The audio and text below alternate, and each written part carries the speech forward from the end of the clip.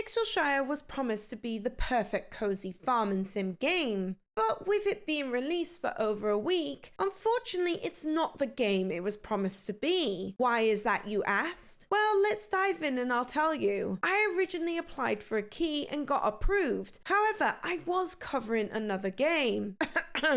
Dune Awakening. So I put this on the back burner for a hot minute. I finally had time to tackle and boot up the game, but decided to look on Steam first. And boy, was I shocked to see this. I panicked. I immediately started reading some of the reviews and they were awful. Some called the game a joke, others called it a cash grab and a buggy mess. I do agree with the buggy mess and the controls are absolutely awful. There's no polite way of putting it. Here is my playtime before I rage quit and could no longer progress in the game. I quite literally could not continue due to a game breaking bug. Now, before some people come at me in the comments saying, Bex, give this game a chance. This is a 1.0 launch, not an early access title. So my standards are based on a full launch title. And I'm rather sick of games fully launching with countless bugs that should have been resolved during development, particularly game-breaking ones. So, want to know how I broke the game in 110 minutes? Grab your snacks and get ready for a wild ride. I booted the game and was impressed by the title screen with the music and the first glance you see of gameplay. And I thought to myself, what's with all the negativity? Well, I was so wrong. You start the game as you start with most cozy farming games. I got washed ashore on an island and start meeting the villagers around the town who are trying to build a community but are currently unsuccessful. Jeez, I wonder why. So the game immediately puts you to work. Typically, I'm used to a game giving me an overarching story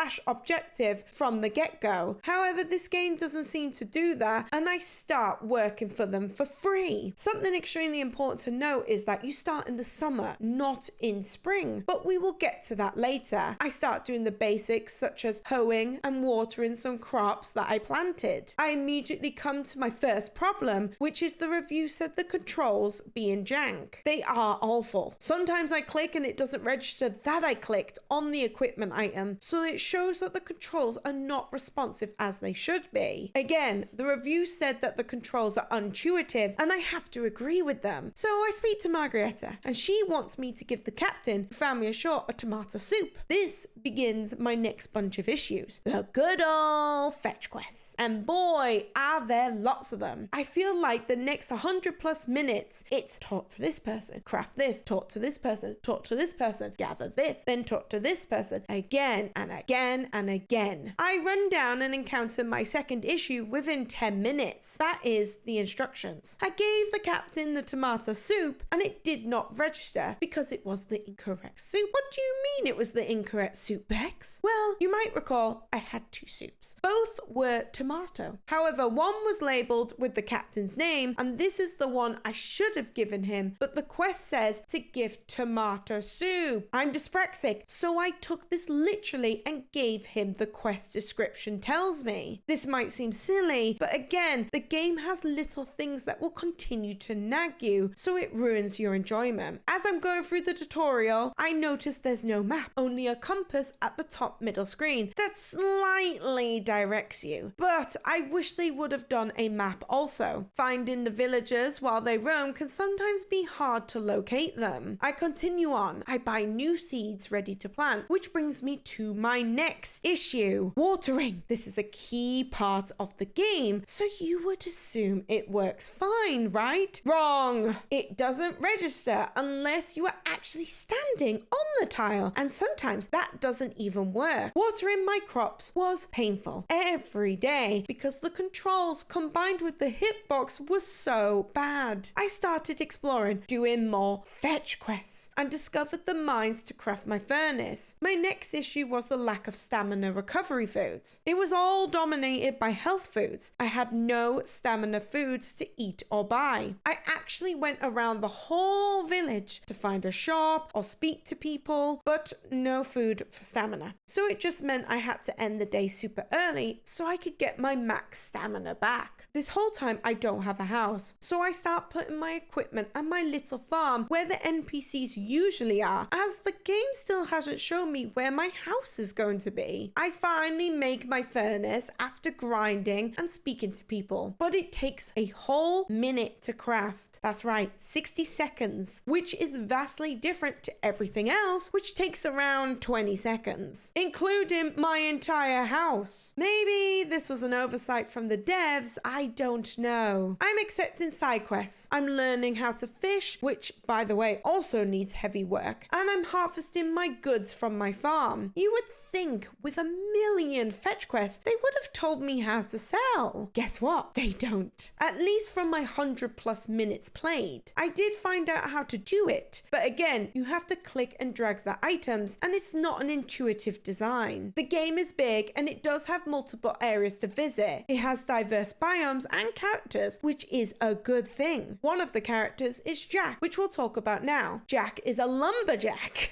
who we have to rescue in one of the quests. And here is my game-breaking bug. I go to talk to Jack after passing the day, only to find out, well, let me show you. Jack had glitched out of bounds of his house, and I could not speak to him to continue the quest. In essence, soft locking the game. I tried to do other things to pass the time to see if he would move out of his glitch state, but no luck. I decided to try and sleep, wasting an entire day, which we'll get to more in a sec, only to find that he's still stuck and basically locking me out of completing the quest, which in my eyes is a game-breaking bug. I sleep twice, skipping 2 days, hoping it would fix it, but it didn't. I decided to reboot the game, which fixed it. Hurrah! However, before we celebrate, we lost 2 days of progress as the game saves when you sleep. So we're on day 10 of summer. Loads of time, Bex. Or so I thought. Sleeping on the 10th day and expecting summer 11 to appear, and this happened. We hit freaking winter. Did my character sleep for months on end? Where's fall? I was so mad. I ran to my crops only to find most of them had withered and died due to the season change. And so I learned that this game only has 2 seasons in it and only 10 days per season, which is nowhere near enough time for this type of game. By this point, I thought, what's the point of continuing to play? And so that is the end of Pixelshire for me. Let's be honest, this game is not a 1.0 launch quality, and this should have been released in early access. This game lacks substance among many other things. The game needs many quality of life improvements and the controls to be totally redesigned. The game does deserve a second chance, but I would only accept that if I begin to see improvements. Devs are not to blame for this. Upper management decided to push this game too early, and in my eyes, be greedy. I want the gaming community to hold management responsible for this, and not the developers themselves. The thing I loved about this game is that it made me want to play due to its graphics, the art style, and the music. This is where it shines best, but it needs much work and love poured into it. I really hope over the next few months they address these concerns and we see improvements. What do you think of Pixelshire? Do you think it can be improved and salvaged? Let me know in the comments below. Well, until next time, friends. Bye!